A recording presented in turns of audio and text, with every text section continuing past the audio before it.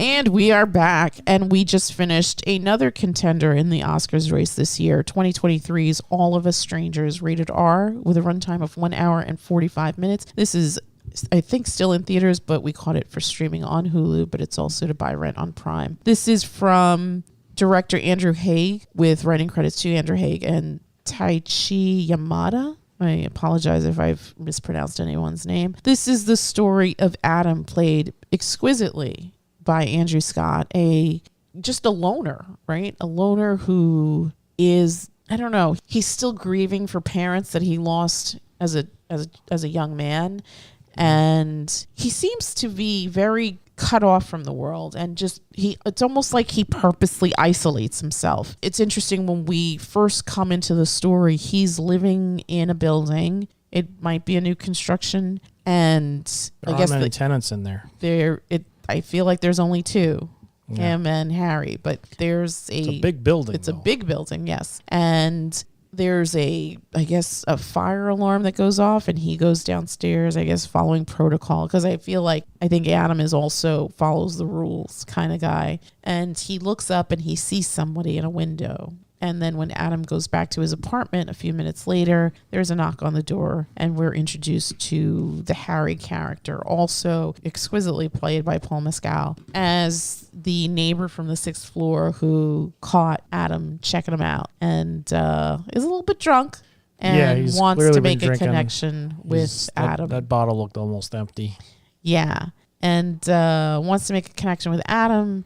Adam rebuffs him, not because of I don't think because he thought he was ugly or anything or whatever. I think he just rebuffed him because he's like, I don't want to take advantage of you while you're stinking drunk.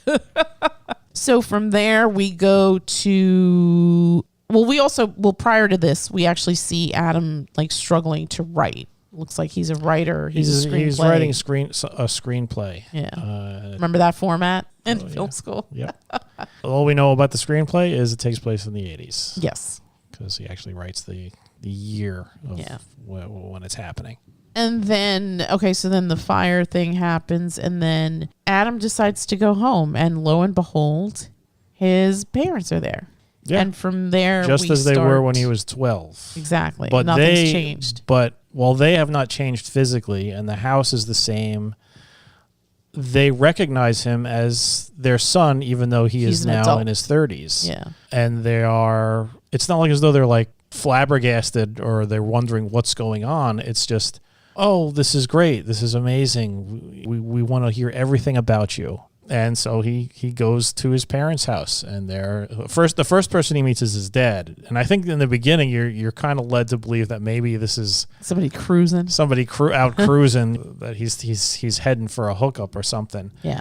But then when he gets to the house, you realize what's going on, and his mom's there, and she's like, "Well, come on in." And he's reconnecting with his long dead parents. So we don't know. It's like one of the things about the movie. We don't know what is going on. Is this a dream? Is this a psychotic break? Is this actually happening? Are these ghosts? Yeah. We don't know. Also, wouldn't he be older, or is this maybe this movie takes place in the early 2000s? Because he's older than 30 if it's 2020. If he was 12 in the late 80s, because I think, what would it say on the script? 87? Maybe, yeah. Okay, so he was born he's like, roughly our age. Yeah, he's like 50. Yeah, which is what I think. Yeah, Andrew Scott's closer age. He ain't in his 30s. Yeah, definitely older, I guess. Yeah. I mean, Paul Mescal looks like he's younger. Paul Mescal looks definitely looked younger. The dynamic is that Adam's character is an older dude with more time, I guess.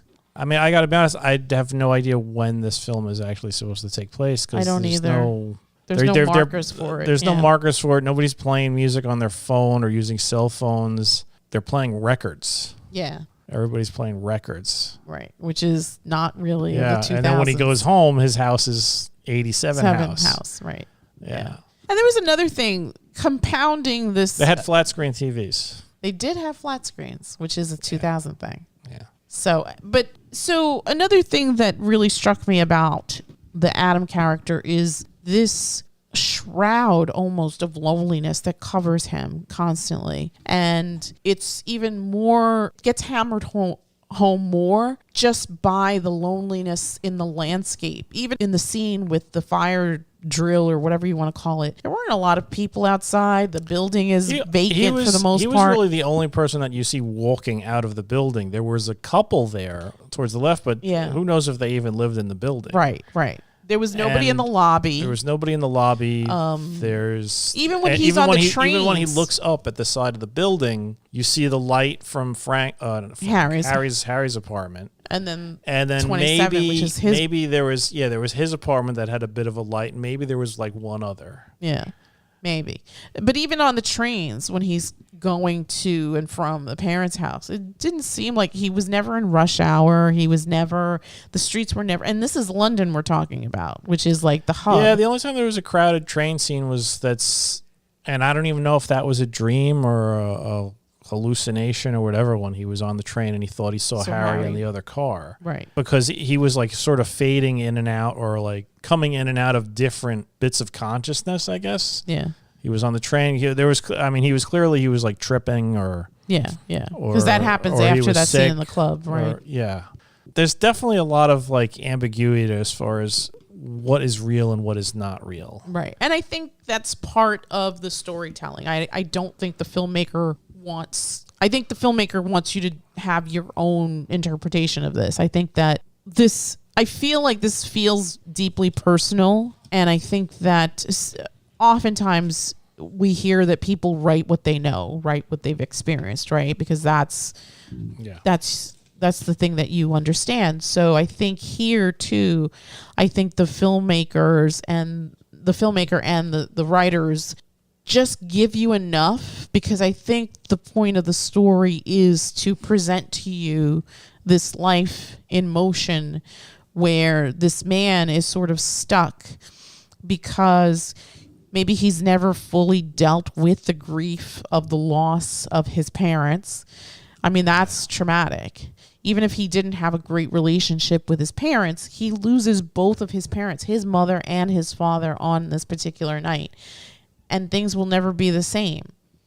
I never got the impression that he had a terrible relationship with his parents. I kind of felt the opposite. No. I don't think so either. I think part of his angst or whatever was also the fact that he was never able to be honest and open with his parents. Right. Because he knew he was gay. And there's that moment with his dad where he talks about, being teased and whatnot and crying in his room. And the father, I heard you, I would hear you crying in your room.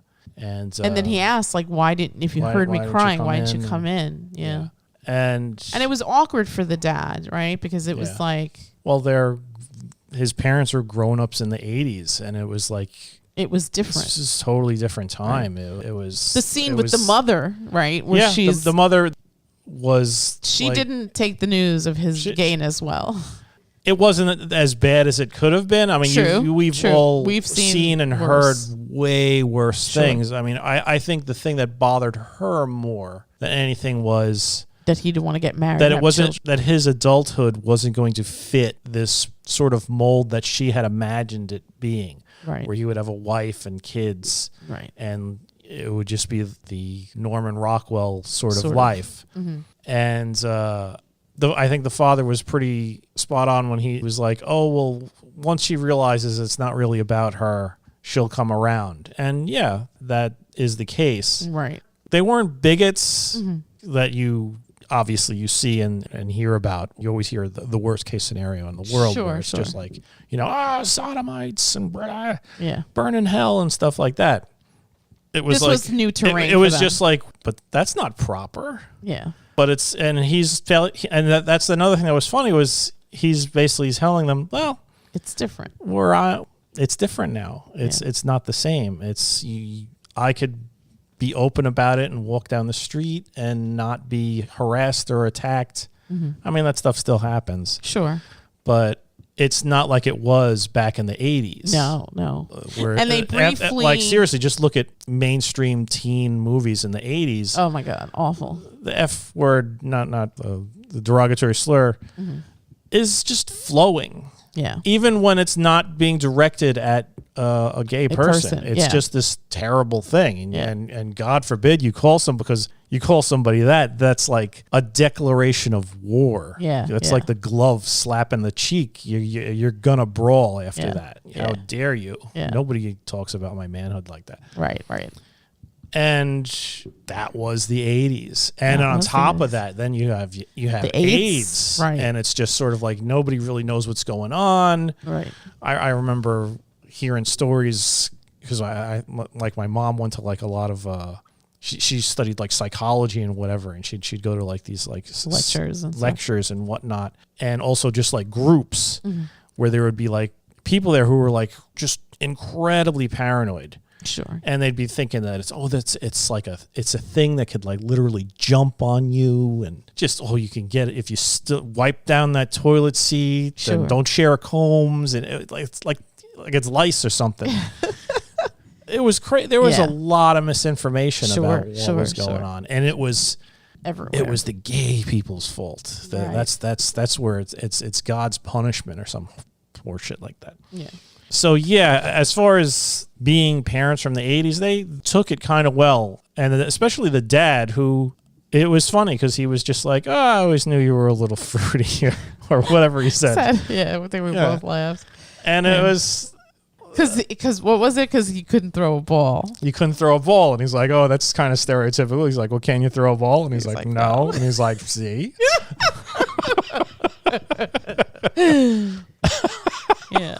So there are little lighthearted moments like that, and you could see Adam. And that's the thing in my mind. I was like, he's like using this to gain that closure, to be able to move on and feel more comfortable with himself and not feel that need to be isolated, because when he as a young boy who realizes that about himself, it's this loneliness, and it's one of the things he talks about with Harry, that it's what did Harry to say? Get you to that place where you were, or feeling how you did in that moment.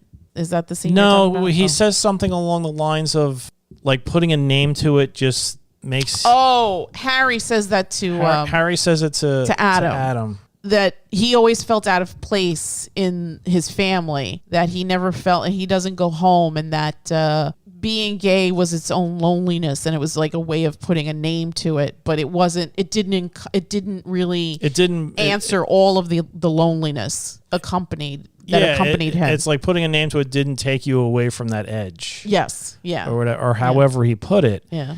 And that was like something that Adam, I guess, was identifying with and getting, and also it was by getting that closure with his family, by sort of removing that, I guess, sort of like, I wouldn't say he was ostracized, but self-ostracization. Well, getting tongue-tied, but putting that upon himself to be alone because of fear and uncertainty and whatnot. And now working it out with these ghosts of his parents, if they are ghosts or imaginations, he's able to move on and start living, to let people in. And you see that as the relationship with Harry progresses. They're going out, they're having a life together, ordering pizza together, going to clubs, things like that. So that's where I really felt like the film was going. Yeah. And then I don't want to spoil anything, but it's like, wait a minute, what is actually happening here? Yeah. What is going on? Without giving it away, I have to say, I don't know if I'm disappointed with the ending, but it did throw me for a loop. Yeah, and I wasn't expecting that, and it almost compounds everything even more, to the point where it felt like you were going to reach this sort of like satisfying resolution for Adam, and then you're kind of robbed of it. Yeah. And it's sort of like there was hope there, and now there is no hope. Yeah. But is there? I don't know. Yeah. It's so strange. It's funny because so the way the ending plays out, it could have been another reason for Adam to shut himself off, but he doesn't. And I think that that's where the hope lies, because he comes to a realization at the end with Harry, and he's just like, just come upstairs with me. Yeah. Just come upstairs with me. And it's almost like they're consoling each other in a way together. And he says, I mean, before they go upstairs, he says something like, I'm sorry, I was afraid. Right. And Harry also is like, I was afraid too. Like this whole idea of being alone. Yeah. I think that was Harry's big that's thing. why he said that's the reason why he didn't want to let him in. It was just that he was afraid. Yeah. But Harry also had fears. Yeah. Harry's fear was being alone. And I think that that's why he did drugs and drank and whatever. Because like he had mentioned in that previous scene, like he didn't go home because he always felt like an outsider. Yeah. So it's very beautiful, but it's very sad. Melancholy. It's very sad. This is not a feel-good movie in any the slightest sense. Yeah. No. But the performances are stunning. Andrew Scott is amazing in this. Andrew Scott is just beautiful and heart-wrenching, and just part of me wants to extend a dinner invite. Because that's how Spanish people show their love, by feeding you. Yeah, I just completely just in awe of his performance. And Paul Mescal, too, is just lovely and amazing as well. But obviously, Adam is the heart of this story. And it's a movie that will definitely stay with you. It will definitely make you think. If you've been in that situation of the outsider, I think that it'll resonate with you. Gay or not, I think when you're an outsider, you're an outsider. And I think that this story touches on that beautifully. And I think that people can identify with that. I think also I feel like Adam's our contemporary. Like we're in our 50s now, and I feel like he should be in his 50s as well. So I think that for children of that time that are now adults, I think that there's a lot of unresolved things from our past. I think that we are Generation X, and we grew up a certain way, and I think our group had to kind of rise above things in spite of what was going on all around us. And I'm not saying that other generations don't do that, but I think that for our generation, I think it was almost like we were, I don't know, like left behind or a footnote. Nobody really cared about us, and we kind of we were the latchkey generation, right? We were the kids that were left to our own devices. That's exactly. And we were raised by our friends or our neighbors or whatever. And to some extent you see that here, right? I mean, Adam loses his parents at the age of 12. 12 is very, very young. And not just one parent. He loses both parents. And he's rejected by one grandmother, right? He mentions that one grandmother, because she was too hurt by what had happened. And maybe seeing Adam would have reminded her too much of her son. So he winds up living in Ireland with his mother's mother. So his granny on that side. And again, you have such a disparity in age that I'm sure that his granny, she's older. She's a different mindset and whatnot. And I'm sure that she thought she was doing the best she could with what she had. And was it enough for Adam? Who knows? I mean, I feel like he grew up isolated and cut off because he just didn't want to feel anything. Maybe he just wanted to shut down. I mean, it's just another layer of isolation, basically. Sure. Having to go out to Dublin and live with an old lady. Right. Yeah. So, yeah, I mean, there's a lot here. And I think that, again, whether you're gay or not, it definitely speaks to grief and loneliness and that need for acceptance and love from your family. I'm sure that Adam knew that his parents loved him, but there's a scene where his father says it to him and he's like, I want you to know. Yeah. And I think that was important, and that was part of the closure, and especially in that moment, because that meeting was that meeting. And it was important, and he was moving on from there. Yeah, I feel I feel sad. I mean, I feel this is it's a sad movie, especially sad movie. With that end. I got to be honest. I think that end is going to really polarize people as far as whether or not they like this movie. Yeah, because for some it may just ruin the whole movie for you, and for others maybe they'll find something in there. Like for me, I'm not going to say it ruined it for me, but it definitely changed. It definitely changed things to the point where I was sort of like, I really wish they hadn't put that in there, because it does rob you of what I thought was the main goal of the movie. Mm-hmm. And it's almost like these are two different movies now. Right. I mean, they're both the same character, but it's sort of like he's living two stories. Yeah. Yeah. And in my mind, it was sort of like he's able to live. The two stories are more tightly intertwined, and they're all going towards a specific end. Right. Like a more, I guess, whole and better Adam. And I don't know I think he is better, but I also think you want people to be happy at the end. And I don't know if he's if he's happy. I don't know. I can't tell, and I don't think anybody's going to be able to tell for certain. Right. Because it, like you said, it's melancholy. It is sad. Yeah. And it will definitely leave you thinking like either, wow, that was touched my heart, that broke my heart, or like, what the fuck did I just see? Why did they do that? Right. Why? Yeah. So there is a rawness to that story, and I agree with you. I think that it may be polarizing because I think that it is very heavy. It's very heavy, and not that you can't deal with heavy themes and topics and situations and emotions and feelings, but I think that this ending compounds it even more so than it needed to be, for sure.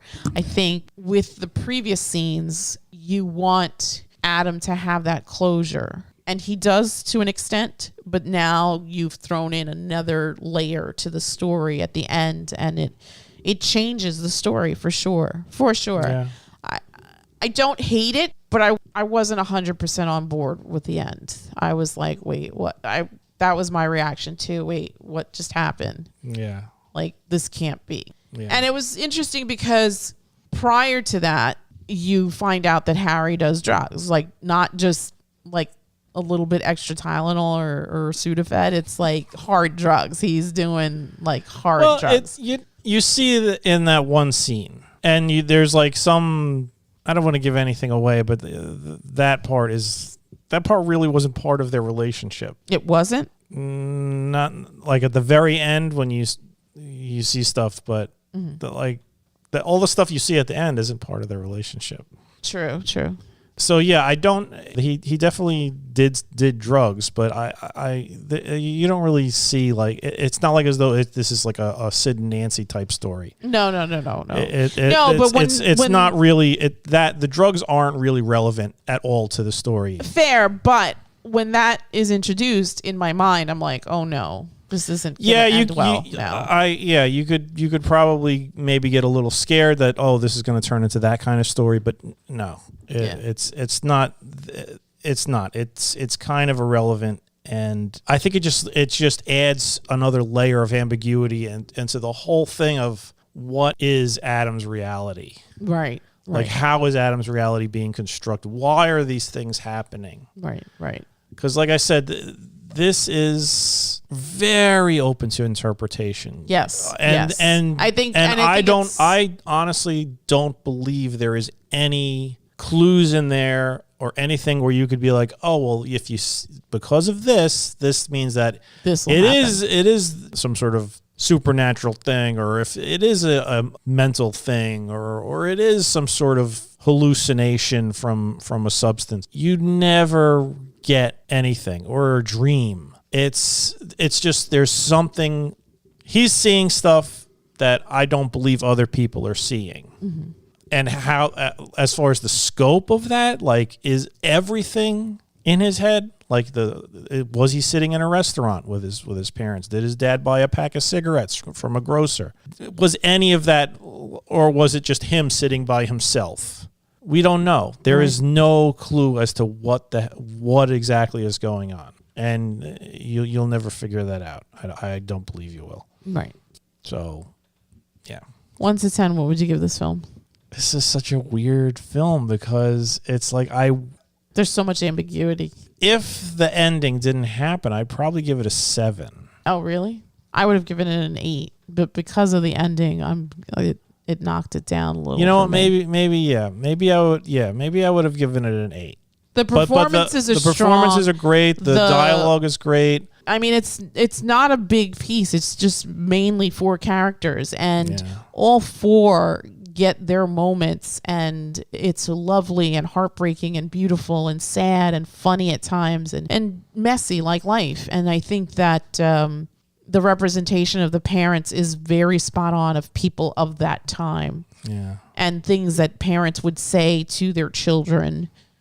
Yeah. I'm having a hard time giving this a proper number. So yeah, I guess if for the story that I expected, I would give that an 8. But for the story story that I got, I'm going to give it a 7. Give it a 6. Oh, you went down even more. So maybe if you're going to average it out, I would give the whole film a 7. It's just like and it's not, I really wish that turn hadn't occurred. Yeah, I agree. I didn't feel like it needed that. Agreed. I'm not the story writer here. Right. And this whole thing probably spoke to somebody's experience. So obviously, again, you write what you know. So I think that I agree. I didn't love the ending. I didn't hate it, but I didn't love it. And I think that I don't mind ambiguity, but here... I like it usually. Yeah. But here, I think I would have liked something different than what I got. So it was like, oh, okay. It was like, oh. Yeah. I would definitely recommend you see it. Yes. Yeah. Just for the performances Just alone. For the performances. Yeah. There's something so haunting and sad in Andrew Scott's eyes constantly.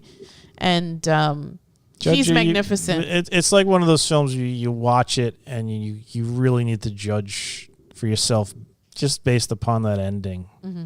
Because I just don't know. We read some reviews, and some people were like seriously moved. Yeah. By the way the resolution of the movie, and I don't know. I didn't see it. It spoke to something to them. Yeah. I think one of the reviews it was a gay guy who felt the same things, going through the same things, and maybe it's something that touches upon that. As a straight guy, I'm just not gonna. It's not gonna register with me. Mm-hmm. That type of loneliness, I could sort of like imagine it, but you wouldn't fully understand it. Yeah. Fair. I get that too. I just it was bittersweet, and I think that the end just made it a little too much. Yeah. So, but I still enjoyed it. I didn't hate the ending. I didn't love it, but I didn't hate it. And I think that if you lived at that time, if you had to deal with being bullied because of you were different than the other kids, then this movie I think will speak to you. It's not an easy watch.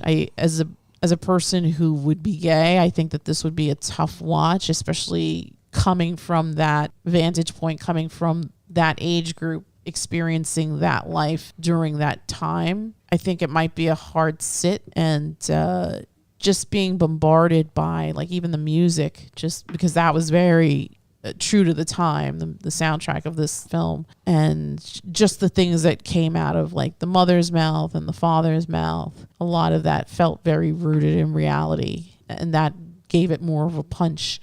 But just lovely. But this is definitely a sad film. This is not, don't go into this expecting happy endings or anything like that. Mm-hmm.